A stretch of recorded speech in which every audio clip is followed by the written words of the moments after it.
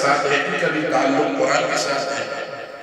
تو اللہ کے نبی صلی اللہ علیہ وسلم نے فرمایا ان اللہ یرفع بهذا الکتاب اقواما، اللہ تبارک و تعالی اس قرآن کی وجہ سے بہت ساری قوموں کو بلندی عطا فرما دیتے ہیں، ان کو عروج عطا فرما دیتے ہیں،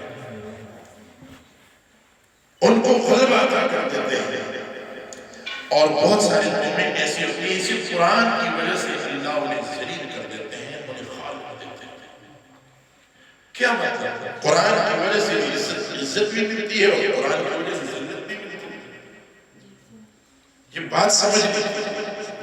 قرآن کے اندر اللہ نے فرمایا وَيُضِلُّ بِهِ كَثِيرًا وَيَهْدِي بِهِ كَثِيرًا، قرآن کے اندر اللہ نے جو مثالیں بیان کی ہے ان مثالوں کی وجہ سے بہت سارے لوگوں کو ہدایت نصیب ہوتی ہے اور بہت سارے لوگوں کو وجہ کیا ہے؟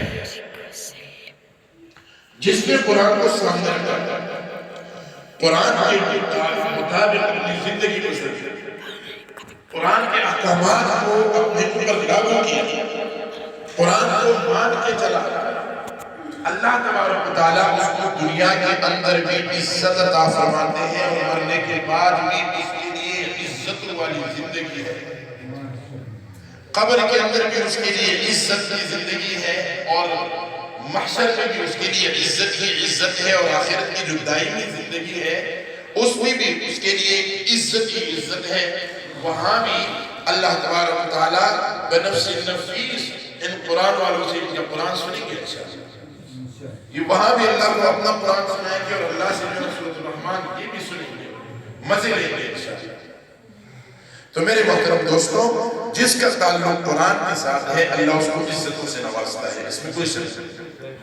اس کے پاس کچھ بھی نہیں ہوگا، گاڑی بھی نہیں ہوگی، کوٹھی بھی نہیں ہوگی، بینک بیلنس بھی نہیں ہوگا، کچھ بھی نہیں ہوگا، لیکن اللہ تبارک و تعالیٰ اس قرآن کی وجہ سے اس کو عزت عطا فرما دیتے ہیں۔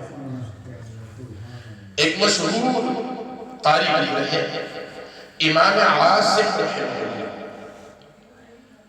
یہ بڑے جلیل القدر قرآن میں سے ہمیشہ امام عاصم ہمیشہ قرآن پڑھا کرتے تھے اور اتنی پیاری تلاوت کرتے تھے کہ ان کی تلاوت سن کر لوگ رشک کیا کرتے تھے۔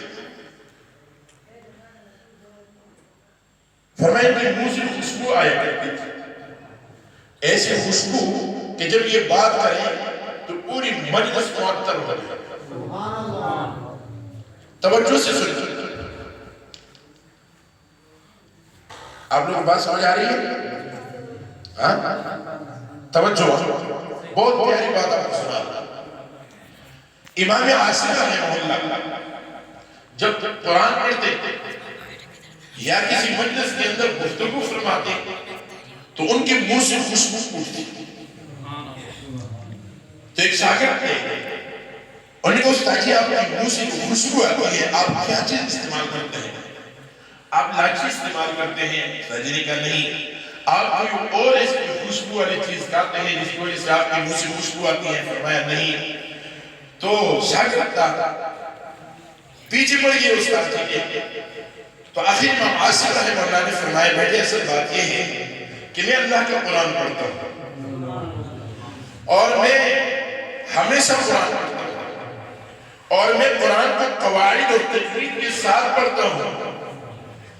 فرمایا ایک رات کو میں نے آقا نامدار محمد عربی صلی اللہ کو خواب میں دیکھا۔ آقا نامدار صلی اللہ علیہ وسلم مجھے خواب میں آئے اور مجھ سے کہنے لگے اے عاصم ذرا اپنے لبوں کو اپنے ہونٹوں کو قریب کر دیجئے۔ فرمایا میں نے اپنا منہ نبی علیہ السلام نے قریب کر دیا، حضور علیہ السلام نے خواب کے اندر میرے لبوں کا بوسہ لیا۔ فرمایا وہ دن اور آج کا دن میں جب بھی بات کرتا ہوں، جب بھی قرآن پڑھتا ہوں، میرے منہ سے خوشبو نکلتی ہے۔ یہ ہے ہمارے اسلاف جن نے قرآن کو پڑھا تو اللہ رب العالمین نے ان کے منہ سے خوشبو ہی جاری کی۔ میرے محترم دوستو، نہیں تو اسی قریب کے زمانے میں آ کر آج سے 40-45 سال پہلے کی بات لاہور کا واقعہ آپ کو سنا دوں. لاہور کے اندر ایک عالم تھے. آپ اپنے خاندان کو دیکھیں, والدین بھی سکھ اور بیٹا مسلمان, اور پھر ایسا مسلمان کے دارالعلوم دیوبند میں پڑھ کے آیا اور قرآن کی خدمت شروع کر دی, اور جس دن جنازہ ہوتا اس دن بھی درس جاری تھی. نام نامی مولانا احمد علی لاہوری رحمہ اللہ, آپ نے سنا ہوگا مولانا احمد علی لاہوری رحمہ اللہ, ہمیشہ قرآن پاک کی خدمت کی اور قوم کو جھنجھوڑا کرتے تھے. کبھی کبھار لاہوریوں کو مخاطب کر کے کہتے تھے, او لاہوریوں, تمہاری قبریں مجھے جہنم کی, تمہاری قبریں مجھے تندور نظر, آگ کی تندور نظر آ رہی ہیں, تمہاری قبروں سے آگ کے شعلے ابلتے میں دیکھ رہا ہوں. تو ایک دوسرے عالم تھے مولانا شمس الحق افغانی رحمہ اللہ, یہ ہماری آزادی کے مجاہدین میں سے ہے.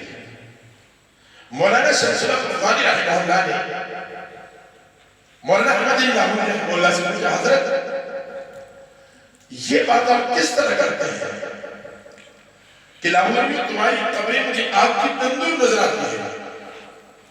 فرمایا کہ مجھے لاہوری نے ہاتھ سے پکڑا اور میانی قبرستان کی طرف لے کر گیا. فرمایا جب ہم قبرستان پہنچے تو مجھے کہا, او مولانا شمس الحق افغانی, آپ کچھ دیکھ رہے ہو؟ میں نے کہا مجھے قبریں نظر آ رہی ہیں. فرمایا انہوں نے میری آنکھوں پر یوں ہاتھ پہ, اب ہاتھ پہ اللہ تھا کہ میں کیا دیکھتا ہوں کہ قبروں سے آگ کی شعلے ہوتے. فرمایا قریب تھا کہ میں بے ہوش ہو کر گر جاتا, اور فوراً میری آنکھوں پر ہاتھ میرا تو مجھے پھر وہی قبریں نظر آ رہی. وہاں سے واپسی پر انہوں نے کہا وہ چلتے بازار میں آئے. تو فرمایا جب بازار پہنچے تو مولانا احمد علی لاہوری رحمہ اللہ نے میری آنکھوں پر پھر ہاتھ کر. فرمایا میں کیا دیکھ رہا ہوں کہ یہ جو بازار میں لوگ ہیں, کوئی سور ہے, کوئی کتا ہے, کوئی گدا ہے, کوئی لومڑی ہے, کوئی گیدڑ ہے, یعنی یہ لوگ مجھے مختلف صورتوں میں نظر آ رہے ہیں. حدیث کے اندر آتا ہے اتقوا فراست المومن, مومن کی فراست سے بچو. یہ جو اللہ والے ہوتے ہیں, جب آدمی کسی گناہ میں مبتلا ہوتے ہیں نا, تو اللہ والوں کو وہ اسی جانور کے روپ میں نظر آتے ہیں جس جانور کی جو نا عادت ان کے اندر پائی گئی. اگر کسی کے اندر کتی والی صفت ہو, حریص ہو, حرص زیادہ کرتا ہو, ہر وقت دنیا کے پیچھے لگا ہو, نہ نماز کی پرواہ, نہ روزی کی پرواہ, نہ ذکر و اذکار کی پرواہ, نہ قرآن کی تلاوت, بس کوشش ہے کہ دنیا میری جیب میں, دنیا میری جیب میں, تو یہ آدمی اللہ والوں کو کتے کی صورت میں نظر آتا ہے. اللہ ہم سب کی حفاظت فرمائے. ایک آدمی بہت زیادہ چالاکیاں دکھائے, ایسا آدمی اللہ والوں کو لومڑی کے روپ میں نظر آتا ہے. اور ایک آدمی جو ہے نا وہ فحاشی اور عریانی کا عادی ہو, وہ آدمی اللہ والوں کو خنزیر کے روپ میں نظر آتا ہے. اللہ ہم سب کی حفاظت فرمائے. اللہ ہمیں گناہوں سے بچائے. اللہ گناہوں کی نفرت ہمارے دلوں کے اندر بٹھائے. اللہ نیکیوں کی محبت ہمارے دلوں کے اندر پیدا فرمائے. تو میرے محترم دوستوں, میں عرض کر رہا تھا مولانا احمد علی لاہوری رحمہ اللہ نے قرآن کی خدمت کی. پوری زندگی تعلق اگر آپ خاندانی طور پر دیکھیں, ماں اور باپ سکھ, اللہ نے ان کو ایمان کی دولت سے نوازا, اور ایمان کی دولت سے نوازنے کے بعد انہوں نے قرآن کی خدمت کی. جب فوت ہوئے تو ان کی قبر سے خوشبو اٹھتی تھی. اور بھی بہت ساری مثالیں ہیں جنہوں نے قرآن کے ساتھ اپنا تعلق توڑا, قرآن کے مطابق عمل کیا, تو ان کی قبروں سے اللہ نے خوشبو جاری کی. اور اس معنی قریب کے اندر بہت ساری مثالیں ہیں. اگر گننا شروع کریں تو اس کے لیے بڑا وقت درکار ہے کہ بہت سارے ہمارے اکابر، ہمارے اسلاف، ان کی قبروں سے جو ہے نا خوشبو اٹھتی ہے. تو میرے محترم دوستو، فرمایا جب آدمی نیکی کرتا ہے، آدمی نیک بنتا ہے، نیکیوں کی وجہ سے انسان کی زندگی خوشبو والی زندگی بن جاتی ہے. اور جب آدمی گناہ کرتا ہے، گناہ کی وجہ سے انسان کی زندگی بدبودار ہو جاتی ہے. یہ انسان معاشرے میں بھی منحوس نظر آتا ہے. حدیث کے اندر آتا ہے اللہ کے نبی نے فرمایا جو آدمی جھوٹ بولتا ہے، جھوٹ کی وجہ سے اس کی منہ سے جو بدبو نکلتی ہے، اس کی وجہ سے اللہ کے وہ فرشتے جو اس کے ساتھ ہوتے ہیں وہ کئی میل اس سے دور بھاگ جاتے ہیں. تو میرے محترم دوست، میں عرض یہ کر رہا تھا کہ ہم اپنے تعلق کو قرآن کے ساتھ مضبوط کر لیں. قرآن کے ساتھ جب ہمارا تعلق ہوگا، یہ قرآن کل قیامت کے دن ہماری شفاعت کرے گا. حدیث شریف کے اندر آتا ہے روزہ بھی شفاعت کرے گا، قرآن بھی شفاعت کرے گا. اللہ رب العالمین دونوں کی شفاعت اس انسان کے حق میں مقبول فرما دیں گے جس نے روزے سے بھی محبت کی ہوگی، جس نے قرآن سے بھی محبت کی ہوگی. تو قرآن کو اپناؤ گے انشاءاللہ. تو یہ قرآن عظمت والے کتاب ہے. جس رب نے بھیجا ہے وہ تو سب سے عظمت والا ہے.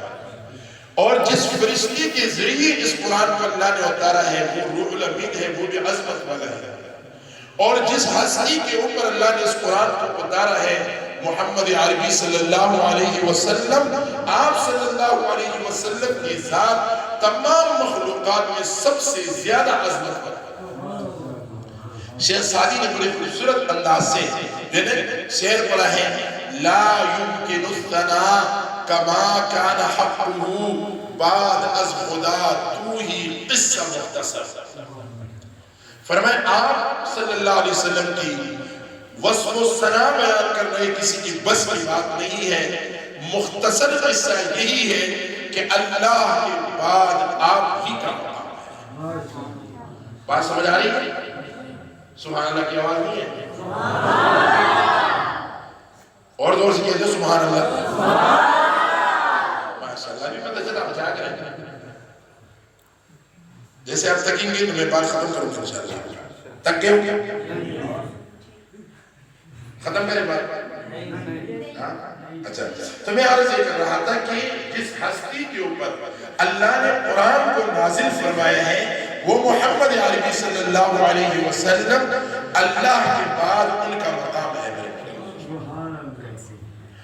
حسن میں بھی ہمارے نبی سب سے اعلیٰ، عظمت میں بھی ہمارے نبی سب سے اعلیٰ، اخلاق میں بھی ہمارے نبی سب سے اعلیٰ. اللہ رب العالمین نے تمام خوبیاں ہمارے نبی کے اندر رکھی تھی. ہر خوبی ہمارے پیارے آقا محمد عربی صلی اللہ علیہ وسلم کے اندر موجود تھی. وہ نبی میرے محترم دوستو جو خاتم النبی ہی، یہ بات تھوڑا سا غور سے سنو کیونکہ اس وقت ساری دنیا کے کافر انہوں نے مطالبہ کیا ہے ہماری حکومت سے. بات سمجھ آ رہی ہے؟ ایک ہے FATF، اس میں چند کافر ممالک ہیں. انہوں نے ایک مطالبہ رکھا ہے پاکستان کی حکومت سے کہ آپ نے دینی مدارس کو بند کرنا ہے اور آپ نے پاکستان میں جو ختم نبوت کا قانون ہے اس قانون کو آپ نے ختم کرنا ہے. اور ہماری اس موجودہ حکومت نے اس کے لیے ایک بل پیش کی ہے، پاس کیا ہے مولوی اسمبلی سے کہ دینی مدارس پر قدغن لگا دی جائے. اور وہ اس بل کا انہوں نے ابتدا کیا ہے اسلام آباد سے کہ اسلام آباد کے تمام مدارس کو ڈپٹی کمشنر کے سپرد کیا جائے گا. اور جو لوگ ڈپٹی کمشنر کے ساتھ اپنے مدرسے کو رجسٹر نہیں کریں گے تو ان کے مدرسے کے اوپر لاکھوں روپے کا جرمانہ عائد کر دیا جائے گا. اور وہ جرمانہ پھر رکے گا نہیں. 3 مہینے میں اگر 3 لاکھ ہے تو 4 مہینے میں وہ 6 لاکھ ہوگا اور پھر 5 مہینے میں وہ 12 لاکھ ہوگا، یعنی وہ جرمانہ بڑھتا جائے گا، وہ کم نہیں ہوگا۔ اور جب اس جرمانے کی قیمت مدرسے کی پلان اور بلڈنگ تک پہنچ جائے گی تو پھر کمشنر، ڈپٹی کمشنر جا کر اس مدرسے کو اپنے قبضے میں لے لے۔ یہ ایک منصوبہ بنایا ہے، ایک منصوبہ بنایا ہے، لیکن یہ ناکام رہے گا، اس لیے کہ اللہ رب العالمین کا فرمان ہے یریدون لیطفئوا نور اللہ بافواہہم واللہ متم نورہ ولو کرہ الکافرون۔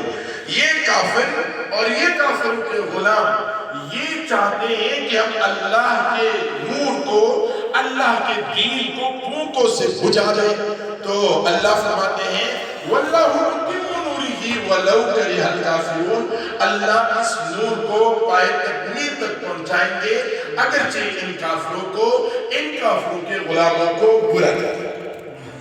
اور شاعر مصر بھی اسی کا ترجمہ اپنے شعر میں کرتے ہیں، وہ کہتا ہے نور خدا ہے کفر کی حرکت پہ خندزن، پھونکوں سے یہ چراغ بجھایا نہ جائے گا۔ نور خدا ہے کفر کی حرکت پہ خندزن، پھونکوں سے یہ چراغ بجھایا نہ جائے گا انشاءاللہ۔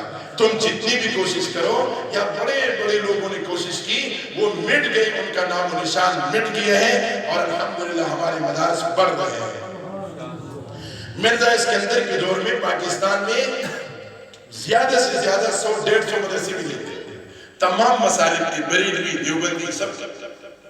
تو مرزا اسکندر نے کہا تھا کہ ان مولویوں کو کشتی میں بٹھا دو، اس کشتی کو سمندر میں غرق کر دو، اس لیے کہ یہ مولوی ہماری ترقی میں رکاوٹ ہے۔ تو ہماری اسی حلقے کے ایک درویش بزرگ، اور ان بزرگوں نے دیکھا ہوگا، ہم نے تو دیکھا نہیں، ہم نے سنا ہے، بابا غلام غوث ہزاروی بفے والے۔ تو بابا غلام غوث ہزاروی نے آرام باغ کراچی کے گراؤنڈ میں خطاب کرتے ہوئے کہا، او مرزے سن لے، تو اس ملک میں نہیں رہے گا، اس ملک کی مٹی میں تیری قبر نہیں بنے گی، غلام غوث ہزاروی پاکستان میں رہے گا، پاکستان میں مرے گا، اور پاکستان میں دفن ہوگا۔ جب مرزا اسکندر وزارت عظمیٰ سے سرگوش ہوئے تو اس پر غداری کا مقدمہ بنا، تو وہ بھاگ گئے امریکہ، اس لیے کہ ہمارے ہاں جتنی بھی ہے ان کے اوپر کوئی بھی مسئلہ آتے تو وہ پہلے سے انہوں نے اپنا راستہ صاف کیا ہوتا ہے، امریکہ بھاگتے ہیں۔ اللہ ہمیں امریکہ نہ لے کر جائے، اللہ ہمیں مدینہ لے کر جائے، اللہ ہمیں ان غداروں میں سے نہ کرے جو امریکہ جاتے ہیں۔ ہاں، ہم کفریہ نظام والوں کے کفریہ نظام سے غداری کریں گے، اور اس غداری کے جرم میں اگر ہمیں کوئی سزا ملتی ہے انشاءاللہ ہم مدینہ پہنچیں گے، اور یہ لوگ اسلام سے بغاوت کریں گے، اسلام سے بغاوت کی پاداش میں اللہ ان کو امریکہ پہنچیں گے۔ تو میرے محترم دوستو، وہ مرزا اسکندر پر مقدمہ چلا، اور مقدمہ چلنے کے بعد وہ فرار ہوا امریکہ، وہاں ایک ہوٹل کا مینیجر رہا، وہی اس کا انتقال ہوا، وہاں سے اس کی ناس ایران